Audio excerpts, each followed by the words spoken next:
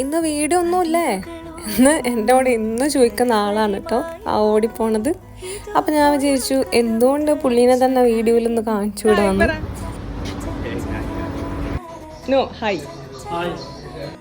ഇതിലും ഒരുപാട് പേരെൻ്റെ ഓഫീസിലുണ്ട് കേട്ടോ. ഞാനിതിൽ ആകെ 2 പേരെ മാത്രമേ കാണിച്ചിട്ടുള്ളൂ. ബസ് സ്റ്റോപ്പിൽ എത്തിക്കഴിഞ്ഞ് കഴിഞ്ഞാൽ പിന്നെ എൻ്റെ മെയിൻ പരിപാടി കുറച്ച് നേരം പുറത്തേക്ക് നോക്കിയിരുന്നിട്ട് എൻ്റെ ജീവിതത്തിൻ്റെ അവസ്ഥകളെ കുറിച്ചിട്ട് ആലോചിച്ചിട്ട് സങ്കടപ്പെടുക എന്നുള്ളതാണ്. തല പൊകിക്കുക എന്ന് പറയും.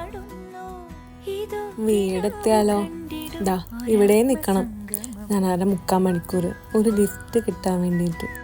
അങ്ങനെ വന്ന ലിഫ്റ്റിൽ ഞാൻ ചാടിക്കേറി റൂമൊക്കെ എത്തി.